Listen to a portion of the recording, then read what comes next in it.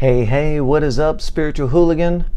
The question that I have for you is, do your words actually create an empowering reality for you?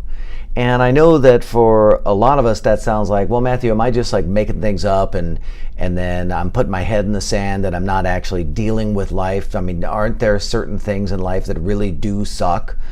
And the answer is no.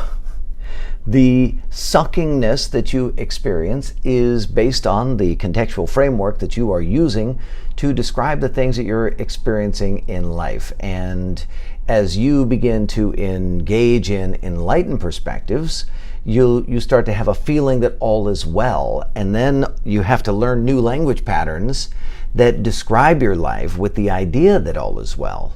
And that's called recontextualization. We're going to talk about that today. My name is Matthew Ferry, and I'm bringing you your daily enlightenment. It's your moment to pause, to slow down, and get connected to enlightened perspectives. I want to help you to quiet your mind and restore your peace. So I'm sitting here in a hotel room up here in wonderful Bellevue, Washington. We're going to do an amazing and exciting talk for my buddy Thatch tomorrow and a whole bunch of his friends and clients.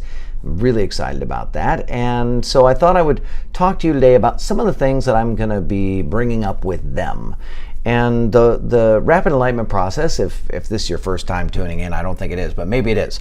The rapid enlightenment process is 4 things. It is spotting the unconscious reflexes of the drunk monkey. Then it is recognizing that there is a motivator for the drunk monkey, the talking in your head to talk. They're called hidden motives to survive.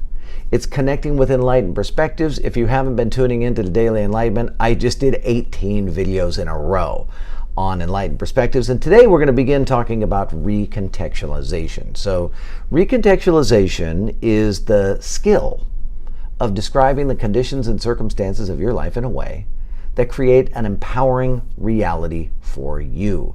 Now, this is not easy to do because the mind is programmed to survive, to think about things in relationship to survival, and this creates an imbalance. So an imbalance, you want to think about it if your car was imbalanced, right? If something was out of balance in your car, it wouldn't run very well, it wouldn't get very good gas mileage, it'd be much harder to get places, and it would be making you think all the time, are we going to get there? And that kind of imbalance is happening for humans all the time, but not for everybody.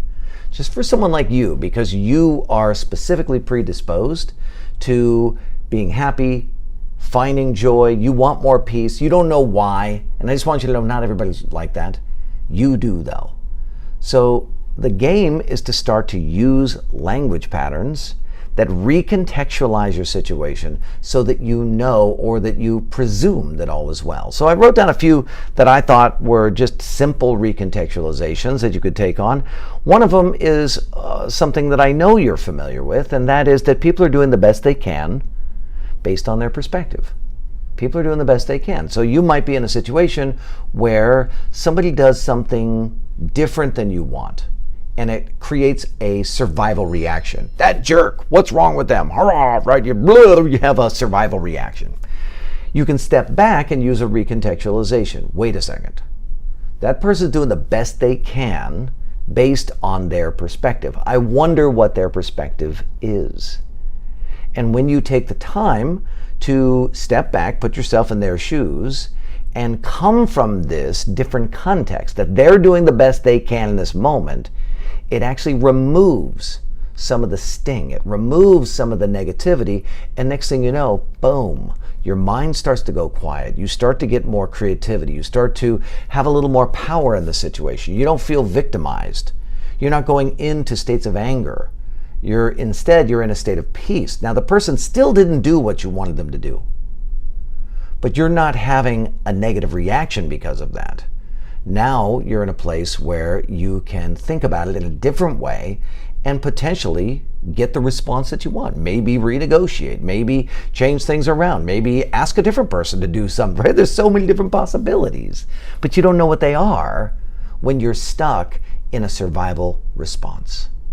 So I'd love for you to leave me a comment. What is this making you think about? What are you starting to see for yourself as you take on the idea that people are doing the best they can given their perspective. Leave me a comment below. My name is Matthew Ferry, and I'm the author of Quiet Mind, Epic Life. And you should read that book. If you haven't read that book, if you're into the things that I'm talking about, you would dig that book for sure. Now, like this video, please. Share it with your friends and leave me a comment. You can also subscribe to my channel. I put out a new Daily Enlightenment every single day. That's why it's called the Daily Enlightenment.